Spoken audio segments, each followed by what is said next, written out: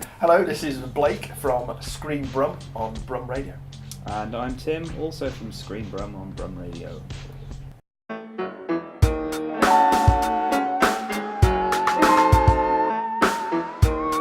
Well, the show's changed quite a lot. When we began, I set up the show as a film music show, so we were mainly playing soundtracks and having a brief little chat about films. And then we decided we wanted to have sort of someone talking about films we knew what they were talking about. So we got Tim in at that point to do some reviews, which was actually a relatively small part of the show. But they were always the most interesting parts, and so it expanded more fully, and so it became more of a film show which played music as opposed to a film music show. It's about all forms of screen as well. Yes, this is true. We cover off film, TV. Sometimes games get referenced, don't they? Mm-hmm. It's got a screen. That's the rule. Screen. So we pick a theme, or that is picked by the audience, and it may be. So we've done something quite specific, like we've done the end of the world, where we've done apocalyptic cinema. We've done food. We've also done local. We've done beginnings, which meant we did stuff about the openings of films, but also the starts of series and things like that. We've done LGBT cinema. We've done death. And then we just talk about all those things around that theme, and it could be very specific or it could be a little bit tangential. Actually, that's the best bit of the show for us, is the fact that the conversation extends out into the world, and we get a lot of interesting tweets in that 2-hour segment every week. We often have guests. Yeah. We often have guests that are experts, and it's been really interesting that they don't necessarily have to be an expert in film. So when we did food, for example, we had someone in called the Kitchen Conjurer, who does a lot of really interesting, incredible creations that look like other things. They're amazing cakes that look like other things. And she does a lot of film showings at the Electric here in Birmingham, where she actually creates food to go along with scenes in films. So we're not necessarily talking about new releases, unless they're relevant. So when we did our LGBT show, it was just before the Oscars, and Moonlight was a big subject. So we had a chat about that, and we had some tickets to give away for the showing of it, which were given to us by the MAC. So we can talk about new films, but obviously otherwise it can be anything. Our last show was about the White House, which is very much in the news, but not necessarily in the news for film releases. We were at pains to stress that at the time of recording, this is what the world is like. Exactly. This can change. The ever-changing world in which we live. So yeah, we like to really mix things up and encourage the listeners to tell us what they want us to talk about as much as anything else.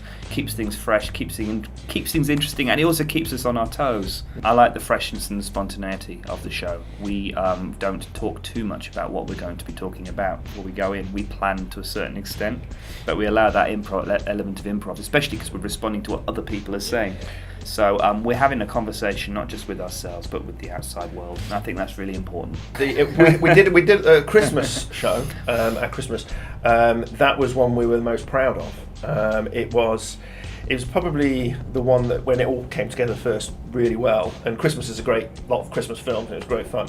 But it was not recorded, so that was only live. So you can't listen back to that one. I think the show that I'm most proud of would be the death one, the death theme one, because it's obviously a very important subject, very sensitive, but it's also, very important that death is represented in a realistic way, because what we came to realise through the discussions is that so much of our perceptions of what death and dying and terminal illness are like are from films.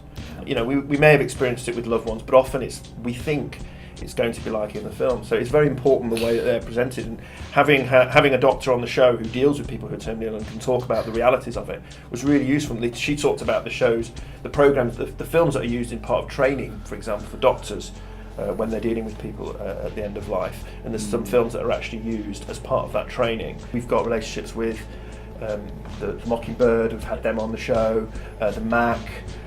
We also have a very close relationship with BFilm, which is the Birmingham University Centre for Film Research. But we have had filmmakers on the show. So we had Film Birmingham come in who talk all about the production of films, which was really interesting. Tim tried to get Steven Spielberg's email address out of them, but they were too professional on that. And we've had a film director on who made a film called The Call Up. There's a nice little hive and community that exists, especially on the sort of the Twitter fraternity. We all kind of want to share each other's information, so we want to make sure that people are aware of what's going on out in the city. Birmingham, obviously, we're so blessed with having the Electric, which is an amazing place, and they have so much interesting stuff. And the Flat Pat Film Festival is brilliant as well. So much great stuff coming out of that. Actually, one of the things that's really important is that it's about how you experience not just film but screen media, and there's a real innovation that goes on in the city around making and digital making and technology, and how there's a lot of context between arts and film and arts and technology. And to me, it feels like it's a real renaissance. It feels like things are really coming back on, bubbling up much more than they have done in the last, just over the last few years, I'd say. What's so exciting about it is you can find people who are passionate and excited in whatever you are. And the hardest part, and I think the part that not yet has been fully realised with this kind of media, is how to actually connect these people. You can sometimes stumble upon this stuff, and you get word of mouth, but I don't know if we've got out there enough that we exist, and that people, there might be a lot of people who like what we do that aren't yet. And I think that goes for the whole area, because it's zero budget and people aren't having huge advertising campaigns. We improvise quite a lot, but that's part of the joy. We're having a conversation. That's the way I just look at this thing. We don't profess to know everything. Sometimes we make factual errors live. That's part of the fun. Is the live element is kind of what I think makes this stand out from a lot of other podcasts, shall we say, that we're not going to make a polished thing every week. We're there in the moment, and you can hear that actually when you listen back, that it was there in the moment that it was done. Well, last week, for example, Tim thought we'd been tweeted by Michael J. Fox, and basically lost his you could hear his composure on in the air background. Because he was so it turned out what hadn't happened, but you were quite excited about it. Yeah, I misread, and actually it was more that Beatrice, who isn't here today, she kind of mans the computer for the whole 2 hours, and she's kind of like the engine that fuels the outside world. And I didn't realise she actually tagged Michael J. Fox. I didn't see the retweet, and I got a little excited. To date, I think, who's the most famous person that's retweeted?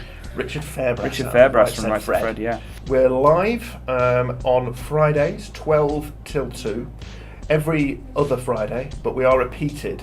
So if you tune in at Friday 12 to 2, you will hear us, but it'll only be live every other time. We're also available on Mixcloud. You can stream the show on Mixcloud. If you go to the brumradio.com website, you'll find all the links on there. And we're now podcasted, just the last couple of shows, and from now on we're going to be available as a podcast, which you can download, which is on iTunes. Yes. I think other places as well, but you can actually download it all from the Brum Radio website, and you can listen live there as well. And you can also tweet us. That sounds not seamless at Screen Brum. At Screen Brum, yeah, and you'll find plenty of opportunity to engage in conversations and suggest your ideas for future shows, all that good stuff.